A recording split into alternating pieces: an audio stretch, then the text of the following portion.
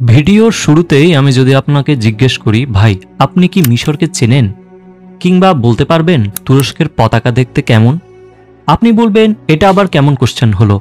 Pyramid আর নীল নদের দেশ মিশরকে কেই বা না চিনি, আর তুরস্ক, অটোমানের দেশ তুরস্কের লাল সাদা পতাকা তো অনেকবার চোখে পড়েছে। কিন্তু এবার যদি আমি আপনাকে এই পতাকাটা দেখিয়ে জিজ্ঞেস করি এটা কোন দেশের পতাকা, বলতে পারবেন? কিংবা যদি বলি ম্যাপে দেখানো এই দেশটির নাম কি, তাহলে নিশ্চয়ই থতমত খেয়ে যাবেন, তাই না? আসলে এই দেশটির নাম না জানাই স্বাভাবিক, কারণ তাজিকিস্তান নামের এই দেশ মিশর বা তুরস্কের মতো এত সুপরিচিত নয়। দেশটির অবস্থান মধ্য এশিয়ায়, চীন, ইরান, রাশিয়া এবং ভারতীয় উপমহাদেশ এই চার অঞ্চলের ঠিক মাঝখানে, এবং তাজিকিস্তানের মতোই মধ্য এশিয়ায় থাকা অপরাপর দেশগুলো বিশ্ববাসীর কাছে প্রায় অজানা। তাদের অর্থনীতি অত শক্তিশালী নয়, বাণিজ্য ঘাটতি প্রচুর, এবং খেলাধুলা বা শিল্প সব দিকেই দেশগুলো পিছিয়ে। কিন্তু এর কারণ কি? কাজাখস্তান, কিরগিজস্তান, তাজিকিস্তান, তুর্কমেনিস্তান এবং উজবেকিস্তান জড়াজড়ি করে থাকা পাঁচটি দেশ।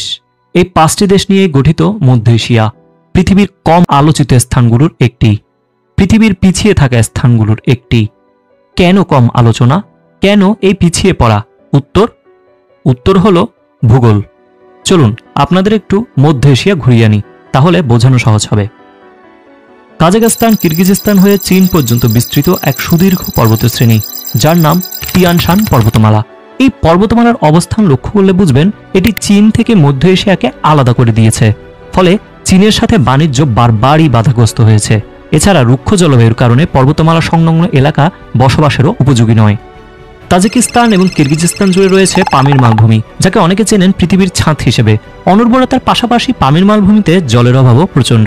শীতকালে নদীর জল বরফ হয়ে যায়, ফলে তাজিকিস্তানের জলবিদ্যুৎ প্রকল্পগুলো প্রায়শই বন্ধ থাকে। আরও উত্তরে যাই, যেখানে কাজাখস্তান শেষ হয়ে চীন এবং রাশিয়া শুরু, সেখানে আছে আলতাই পর্বতমালা, এবং এই রুক্ষ এলাকাও উন্নয়নের অনুপযোগী।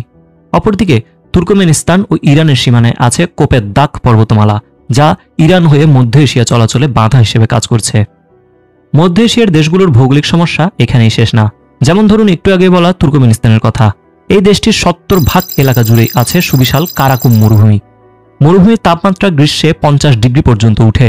অপরদিকে জলেরও তীব্র সংকট। আমুদরিয়া নামের একটি মাত্র নদী কারাকুম সংলগ্ন এলাকায় জল সরবরাহ করে থাকে, সেটিও আবার অতিরিক্ত ব্যবহারে শুকিয়ে আসছে। এই কারাকুম মরুভূমিতেই আপনি দেখবেন সুবিখ্যাত নরকের দরজা। আরও উত্তরে রয়েছে কিজিলকুম মরুভূমি। কারাকুমের চাইতেও বিশাল এই মরুভূমি ছড়িয়ে আছে উজবেকিস্তান ও কাজাখস্তান জুড়ে।